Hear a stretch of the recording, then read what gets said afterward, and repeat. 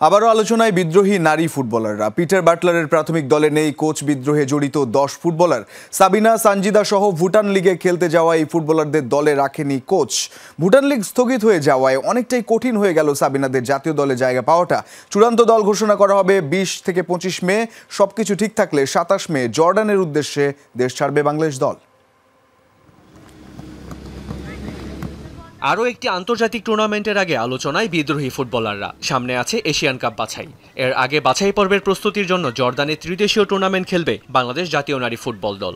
এই টুর্নামেন্টে দলের সাথে থাকাটা কঠিন হয়ে গেল ভুটান লিগে খেলতে যাওয়া 10 জন ফুটবলারের। 55 জন নিয়ে চলা ক্যাম্প থেকে 41 জনে নামিয়ে এনেছে কোচ পিটার বাটলার। প্রাথমিক দলে জায়গা হয়নি 10 বিদ্রোহী ফুটবলারের। গত 30 জানুয়ারি কোচ বিদ্রোহে জড়িয়ে অনুশীলন বর্জন করে 18 নারী ফুটবলার। বাটলারের অধীনে অনুশীলন না করার সিদ্ধান্ত নেন সাবিনা সানজিদারা।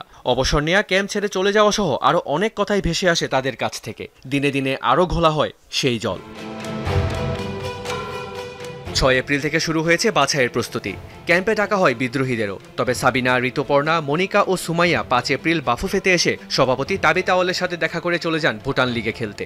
রূপনা, মাসুরা, কৃষ্ণা, সানজিদা, মারিয়া ও শামসুন নাহার সিনিয়র কয়েকদিন অনুশীলনের পর তারা উড়াল দেন ভুটানের উদ্দেশ্যে। 15 এপ্রিল লিগ শুরু হওয়ার কথা থাকলেও 48 ঘন্টা আগেই স্থগিত করা হয় সেটি। তবে কবে শুরু হবে সেটারও নেই সুনির্দিষ্ট ঘোষণা।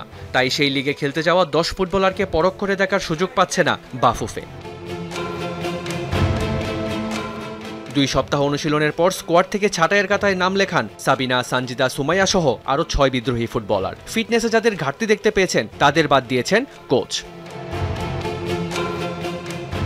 এদিকে নিয়মিত অনুশীলন করে যাচ্ছেন বিদ্রোহীর অন্য 8 ফুটবলার। কোচের বিরুদ্ধে বিদ্রোহ করলেও প্রাথমিক দলে রাখা হয়েছে তহুরা সাগরিকা, ঋতুপর্ণা সহ আরও 5 জনকে। চূড়ান্ত দলেও দেখা যেতে পারে তাদের। 20 থেকে 25 মের মাঝে ঘোষণা করা হবে চূড়ান্ত দল। 27 মে সবকিছু ঠিক থাকলে 27 মে জর্দানের উদ্দেশ্যে দেশ ছাড়বে বাংলাদেশ।